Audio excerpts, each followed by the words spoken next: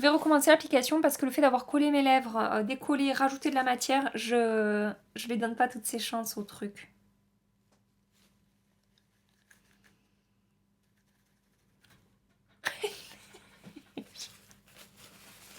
Comment ça, tu t'enlèves pas? Bonjour tout le monde, aujourd'hui nous allons parler des nouveautés de la marque Sephora Collection que je teste maintenant depuis quelques jours. J'ai devant moi les nouvelles Pocket Palettes que je vous ai déjà un petit peu présentées sur YouTube et sur Instagram. Je vous ai fait quelques swatchs, mais j'ai vraiment pris le temps de tester les 4, donc je vais vous dire aujourd'hui ce que j'en pense. On va également parler des nouveautés teints de Sephora Collection, le fond de teint Best Skin Ever, qui est un fond de teint longue tenue, fini naturel, infusé de soins, plein de jolies promesses avec ce fond de teint. Et on a également de la même gamme l'anti-cerne Best Skin Ever, anti-cerne haute couvrance. Par contre, un produit que je n'ai pas testé et qu'on va découvrir ensemble aujourd'hui, c'est la nouveauté de chez NYX. Je le vois passer partout sur les réseaux sociaux, apparemment ce rouge à lèvres est génial. Il s'agit du Shine Loud Ambition Statement. C'est pas la teinte Ambition Statement, attendez que je vous dise pas de conneries, c'est évidemment c'est la teinte. Donc ce sont les Shine Loud de NYX. Je vais commencer par vous présenter les palettes, donc Pocket Palette de Sephora Collection qui sont vendus à l'unité à 9,99€ sur le site de Sephora. On a 4 thèmes de couleurs différents en fait. On a des mats, des lumineux et des scintillants un petit peu pailletés. On a 3 finis différents dans ces palettes. Là, c'est la ton prune. On a ensuite la palette ton bleu, donc avec des tons bleus. Et ensuite, dans des tons plus neutres, on va avoir, enfin plus neutres, plus facile à porter au quotidien, des teintes plus classiques. On va avoir la ton brun chaud. Ça, c'est clairement le genre de teinte que j'adore, hein. Cette palette me parle beaucoup. Et enfin, pour les fans de ton neutre et froid, vous avez la ton brun froid, tout simplement. Je vous montre maintenant les swatchs de ces 4 palettes. Donc, ton brun chaud, ton brun froid, ton prune et ton bleu. Alors là, c'est le prune, le mat violet foncé de la ton prune, parce que j'ai pas réussi à le swatcher là, donc je l'ai mis en dessous. Regardez-moi la pigmentation de ces fards. Sachez que je n'ai fait qu'un passage par fard, même pour les mats, c'est-à-dire même pour celui-là, même pour celui-là, même pour les mats que vous retrouvez là dans la palette ton brun chaud. Je vais vous montrer un petit peu les finis différents. Donc par exemple là, c'est un fini métallisé, donc là c'est un mat, hein, évidemment. Et par exemple, là c'est un fini pailleté scintillant, là c'est un fard duochrome pareil avec des petites paillettes et scintillants, donc c'est un peu moins métallisé que les fards métallisés par exemple comme celui-là, mais on a quand même une jolie lumière dans ces fards et on peut les appliquer soit seuls, soit comme topper par-dessus, un maquillage par-dessus d'autres ombres à paupières. Pour avoir testé les 4, si je devais en éliminer une en termes de qualité, bien que ce soit quand même une qualité très correcte, mais je trouve personnellement, et ça n'a rien à voir avec l'harmonie des teintes, je trouve que la palette ton brun froid est peut-être un peu moins performante que les autres palettes, surtout au niveau de ces deux lumineux. Alors attendez, parce que je vois rien à ce que je fais.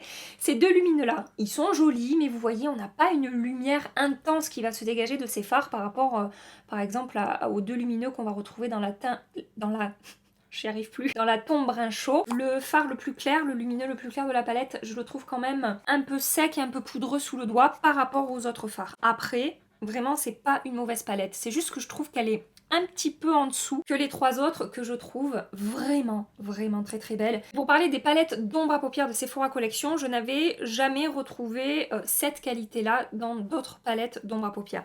Donc je trouve qu'on a un excellent rapport qualité-prix. Après, attention, ce ne sont peut-être pas les palettes les plus pigmentées de la planète qui existent. Et les fards se comportent également très bien, faciles à travailler, à estomper, à étirer, à intensifier. Bref, très belle surprise ces petites palettes, donc je vais vous montrer maintenant ce que ça donne sur mes yeux. Je vais commencer par prendre ce mat-là dans la palette ton brun chaud et je vais l'appliquer avec mon JH33 de chez Morphe dans mon creux de paupière, tout d'abord. Et ensuite, toujours avec le même pinceau, je vais remonter au-dessus de mon creux en faisant des petits mouvements circulaires pour estomper les bords du maquillage. Toujours de la même palette, je vais prendre le mat le plus foncé, ça sera mieux comme ça. Voilà, je vais prendre ce mat là. Et toujours avec le même pinceau, je vais intensifier mon creux dans mon coin externe. Et ensuite, je vais étirer un petit peu vers l'intérieur de mon œil pour diffuser, encore une fois, qu'il n'y ait pas de démarcation. Ensuite, je vais le faire à tous les coups, je vous préviens. Je vais prendre le violet foncé mat de la palette Ton Prune. Et avec un pinceau 231 de chez Zoeva, je vais déposer cette teinte dans mon coin externe. Remonter jusqu'au creux. Et ensuite, je reprends mon pinceau précédent et j'estompe les bords. Je reviens intensifier un petit peu. Je prends maintenant cette teinte-là et au doigt, je vais la déposer sur le violet mat que j'ai appliqué juste avant. Je vais rajouter une touche un peu de cette teinte-là dans mon coin externe parce que le violet est vraiment foncé. Hop. Je vais prendre le doré lumineux de la palette Ton Prune. Au doigt, je vais appliquer ça en partant de mon coin interne en fait. Et je vais remonter ça jusqu'à mon coin externe en fait, au violet que j'ai appliqué dans mon coin externe. Et au doigt, je vais reprendre un petit peu de cette teinte là. Et je vais travailler un petit peu la jonction du doré et de la teinte un petit peu plus prune que j'ai appliquée dans mon coin externe. Je réintensifie un petit peu avec le violet mat de la palette Ton Prune, le foncé. Je prends maintenant la palette Ton Bleu et je vais prendre le métallisé qui est ici. Et avec mon 317 de chez Zoeva, je vais tracer un trait de liner avec cette teinte-là. Je ne sais pas si vous le verrez, mais ça fonctionne super bien. La pigmentation de ces fards, comme je vous ai dit, est très bonne. Et du coup, j'ai même pas besoin de l'humidifier pour arriver à faire un trait de liner avec cette teinte là. Donc ce que je fais, c'est que je maquille mon deuxième œil, j'enlève mes chutes parce que j'ai quand même pas mal de chutes, j'applique du mascara et je reviens tout de suite avec vous. Maintenant je passe au teint et je suis bien contente parce qu'actuellement on peut observer un cimetière de boutons sur ma tronche. Ils sont tous morts. Il n'y en a plus un là qui est en train de vivre, qui est en train de pousser. Mais j'ai encore les traces de la bataille qui a eu lieu sur ma peau. Donc on va venir camoufler tout ça. J'ai déjà appliqué ma base, l'essentiel de chez Guerlain, qui est une base qui contrôle très bien mon excès de sébum. Et par-dessus, je vais appliquer le Best Skin Ever de chez Sephora Collection qui est vendu à 17,99 € sur le site de Sephora. J'ai la teinte 20N et on a 25 ml de produit dans ce flacon, sachant qu'en général un fond de teint on est sur 30 ml. Donc il y a un petit peu moins de quantité, il coûte quand même quasiment 18 €, donc c'est pas du petit prix. De toute façon Sephora c'est pas du tout petit prix, Sephora Collection, ce sont des prix en général abordables. On a 48 teintes dans cette gamme là de fond de teint et au niveau des promesses ils nous disent que c'est une nouvelle génération de fond de teint soin. Il apporte un teint parfait, un fini naturel, couvrance modulable, affiché un teint zéro défaut, effet seconde peau. Qu'est-ce qu'ils nous disent d'autre? Unifie le teint, lisse le grain de peau et masque les imperfections. Longue tenue, le teint reste parfait jusqu'au soir et il est enrichi en extrait d'algues anti-pollution, acide hyaluronique. Hydrate la peau pendant 12 heures et agit comme un bouclier contre les agressions extérieures. La teinte 20N, ça donne ça. Donc c'est un poil foncé pour moi, mais en fait il a une couvrance assez légère ce fond de teint, donc ça va bien se fondre à ma peau, vous allez voir, ça fonctionne très bien, c'est pas du tout choquant. Maintenant, qu'est-ce que je pense de ce fond de teint? Il est super facile à appliquer, il se fond très bien et très rapidement à la peau, je n'ai aucune difficulté à étirer la matière, à le faire fusionner avec ma peau. Il a également un fini très naturel sur la peau, il a effectivement une texture seconde peau. En fait ce fond de teint, tout simplement il tient toutes ses promesses. Je n'ai rien à lui reprocher. À part une chose, mais ça c'est par rapport à mon type de peau, parce que j'ai la peau mixte, et donc forcément avec des fonds de teint soins qui hydratent la peau comme ça tout au long de la journée, forcément je vais quand même briller bien plus rapidement qu'avec d'autres fonds de teint qui sont plus matifiants et plus adaptés aux peaux mixtes à grasse. Mais par contre, vraiment, il ne se sépare pas de ma peau, il ne fait pas d'effet de matière et il reste en termes de texture naturelle et effet seconde peau du matin jusqu'au soir. Maintenant, si vous recherchez des fonds de teint très couvrants qui vont camoufler toutes vos imperfections, ce n'est absolument pas un fond de teint qui vous conviendra. C'est un fond de teint avec une couvrance, moi je dirais, légère à moyenne, un petit peu modulable. Et encore quand je dis moyenne, c'est pas... J'ai des fonds de teint couvrance moyenne qui sont un peu plus couvrants que ça. Je dirais que c'est léger à moyen moins. Mais il a quand même unifié mon teint, il m'a quand même apporté bonne mine. Vous voyez, là j'ai des rougeurs que je n'ai plus ici. Pareil sur les contours de mon nez, pareil sur mon menton. C'est pour les imperfections un petit peu plus grosses que je vais devoir faire de la correction. Et au niveau de sa lumière, et ben c'est un fond de teint hydratant, donc ça va apporter quand même une jolie lumière à votre teint. Évidemment, si vous avez testé des produits que je vous présente aujourd'hui, j'aimerais vraiment savoir ce que vous en pensez. Et si vous avez testé les produits teint, n'oubliez pas de préciser votre type de peau. J'ai regardé les avis sur Sephora, il est quand même bien noté, hein. Et les palettes aussi sont bien notées. Il y a beaucoup de retours positifs quand même concernant les petites palettes que j'ai utilisées pour maquiller mes yeux. Je passe maintenant à l'anti-cerne, donc de la même gamme. Laissez-moi choper mon téléphone, je l'avais perdu. Il s'appelle également le Best Skin Ever. Il est vendu à 14,99 € sur Sephora. On a 5 ml de produit dans le flacon, donc là à nouveau... Voilà, en termes de quantité, c'est pas super. On a 26 teintes et au niveau des promesses, en fait, ce sont les mêmes promesses que pour le fond de teint. Donc c'est un anti-cerne infusé de soins, texture seconde peau et sa haute couvrance. Je suis pas très d'accord avec la haute couvrance, vous allez voir ce que ça donne sur mes yeux.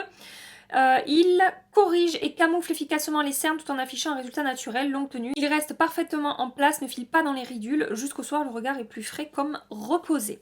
Voilà pour les promesses de cet anti-cerne. J'ai la teinte 20 qui est un peu neutre pour moi, mais il n'avait pas ma teinte dans mon Sephora, donc je me suis tournée vers cette teinte-là. Et c'est vrai que si j'avais une teinte avec des sous-tons un peu plus jaunes que ça aurait un petit peu mieux camouflé mes cernes. C'est super important, hein, la teinte de l'anti-cerne par rapport à vos sous-tons de peau et à la couleur de vos cernes. Donc je vais également travailler ça à l'éponge. Et pour vous parler de la qualité de cet anti-cerne, au niveau de la couvrance, moi je dirais qu'il a une couvrance moyenne. Pour moi, une couvrance forte, c'est Shape Tape de chez Tarte, c'est l'infaillible de chez L'Oréal. Voilà, là c'est quand même plus léger. On verra mon cerne transparaître un petit peu au travers.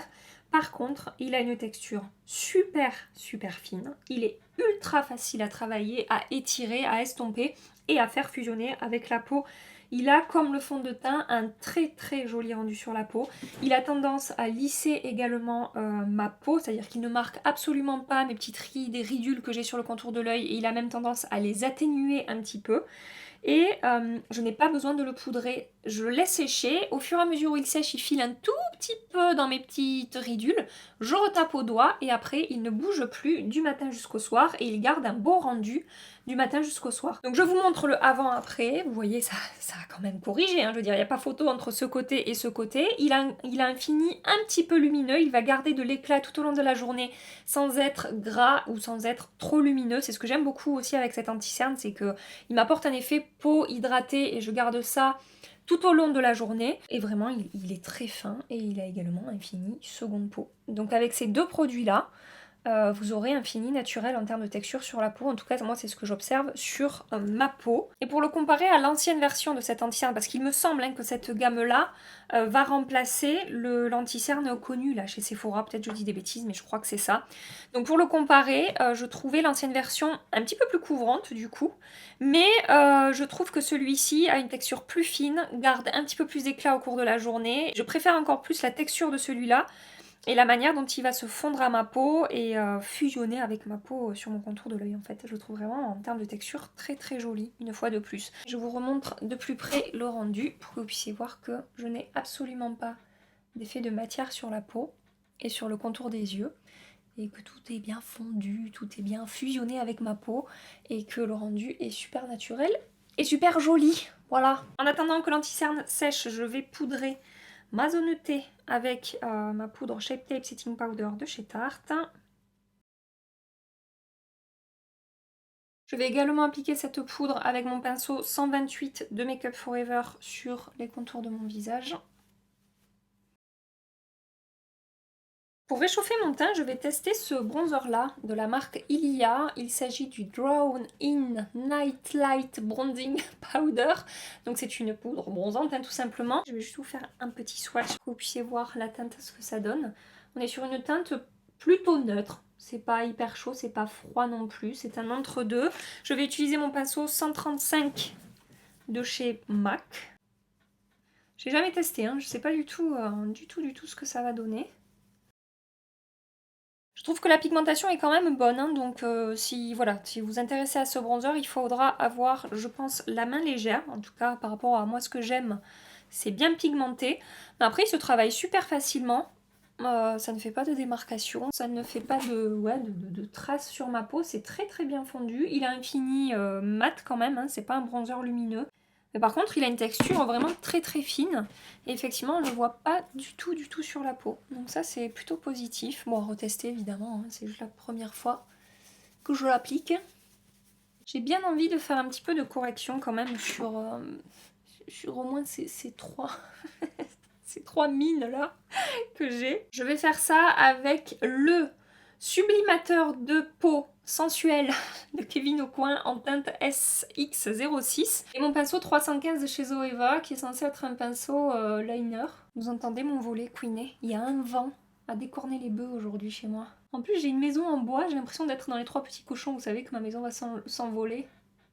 Je vais utiliser un blush de la marque Charlotte Tilbury, c'est le Cheek to Chic en teinte The Climax avec mon JH14 de chez Morphe. Je vais prendre un petit peu partout, sur les contours et au milieu.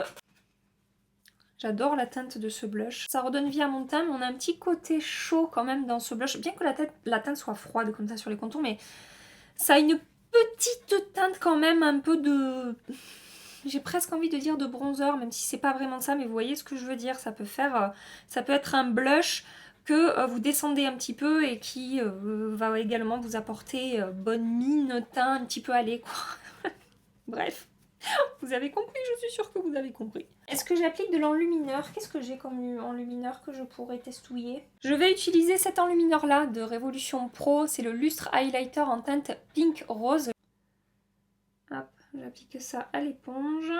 Je vais avoir un fini ultra intense, hein, je vous préviens. Pareil de l'autre côté. Oh, j'en peux plus de ce volet qui couine.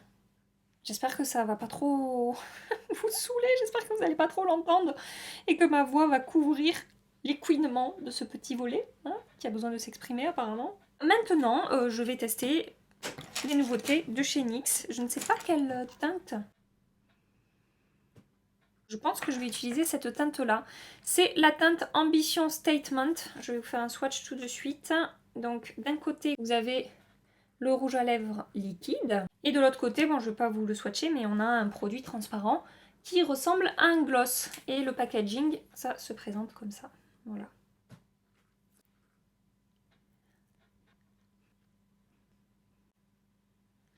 Concentration extrême.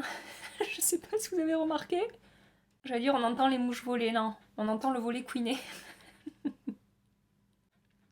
Oh non! Oh non! J'ai collé mes lèvres ensemble, ça a tout décollé. Je pense qu'il faut vraiment pas bouger ses lèvres ou coller ses lèvres pendant que ça sèche, hein. Non, je vais le laisser sécher comme ça. En attendant, je vais aller regarder les conseils d'utilisation. Laissez sécher environ 90 secondes. Effacez à l'état 2. Et surtout, ne collez pas vos lèvres. Je vais recommencer l'application parce que le fait d'avoir collé mes lèvres, décoller, rajouter de la matière, je lui donne pas toutes ses chances au truc.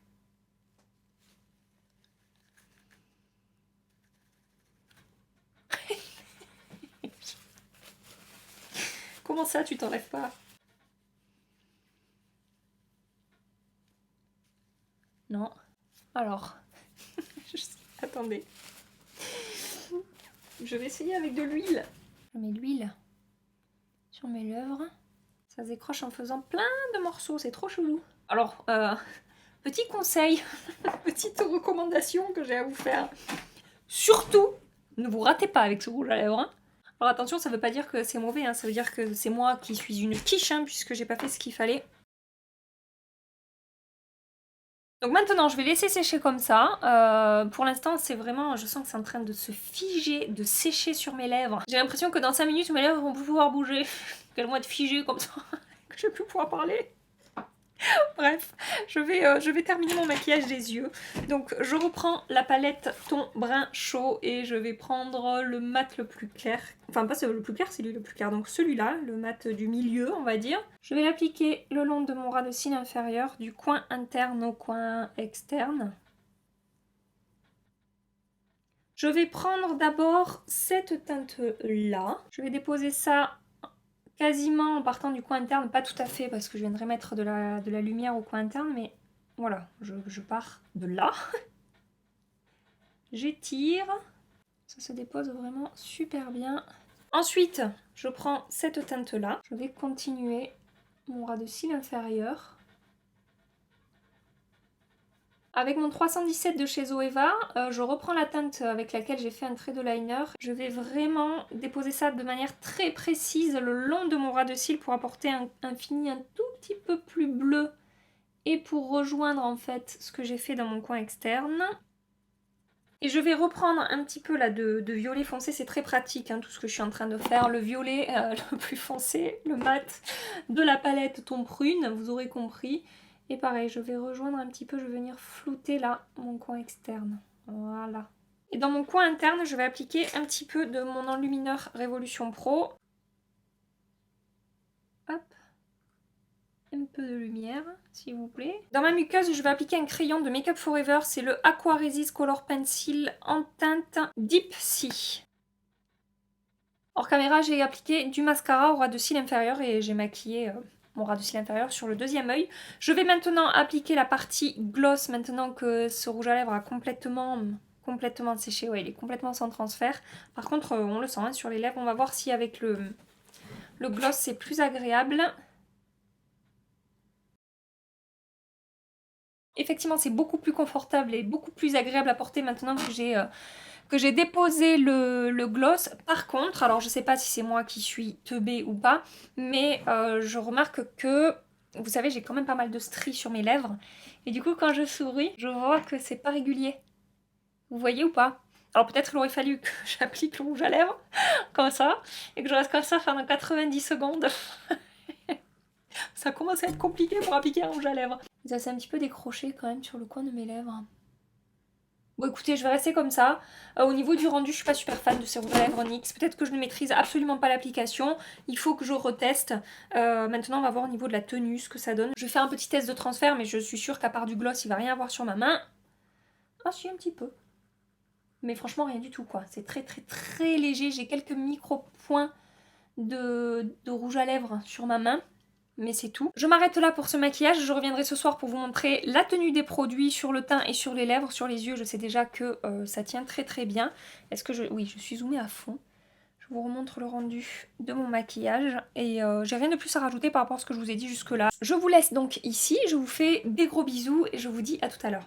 Ça fait 5 heures que je porte le maquillage. Je sais, petite journée aujourd'hui, mais je ne pourrai pas revenir plus tard pour diverses raisons. Je vais être obligée d'aller me démaquiller là.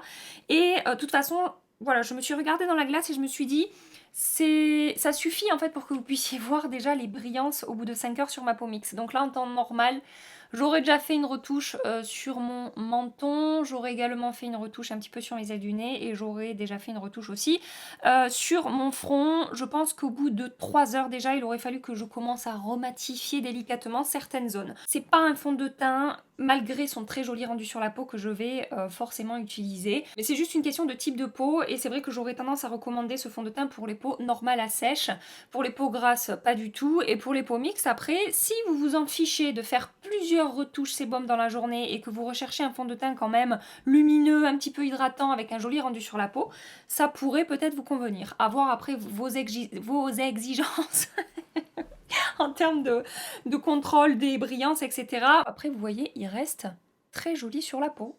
J'ai pas d'effet de matière, il ne s'est pas détaché, il n'a pas bougé. Je n'ai pas d'épaisseur ni quoi que ce soit, c'est juste une question de brillance. Maintenant, l'anti-cerne. Rien de plus à vous dire que ce que je vous ai dit ce matin. Il tient vraiment très très bien. Il n'a pas filé, il n'est pas craquelé, ça ne fait pas épais. Je garde une jolie texture de peau sur le contour de mon œil. Je garde un petit peu d'éclat. C'est juste la couvrance qui est moyenne et la teinte qui n'est pas hyper adaptée à mon cerne. Pour les ombres à paupières, écoutez, ça a super bien tenu. Et le bronzer également a très bien tenu, à retester.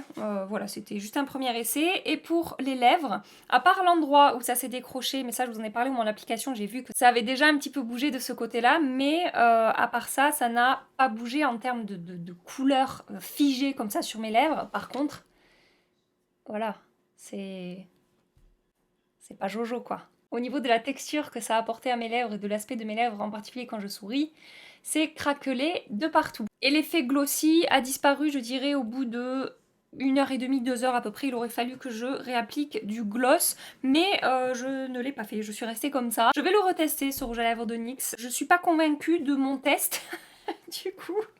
Je vais le retester. Voilà pour cette vidéo, pour mon avis sur ces différents produits. Comme d'hab, je vous ai donné toutes les caractéristiques, les pour, les contre, les points positifs et négatifs selon moi et selon mon type de peau. Après, à vous de voir selon vos envies, votre type de peau à vous, les attentes que vous avez d'un produit. Je conclue cette vidéo ici. J'espère qu'elle vous a plu. J'espère que ça vous aura un petit peu aiguillé par rapport à ces différents produits que j'ai testés aujourd'hui. Si ça vous a aidé, si vous avez passé un agréable petit moment avec moi, pensez à liker cette vidéo avant de partir.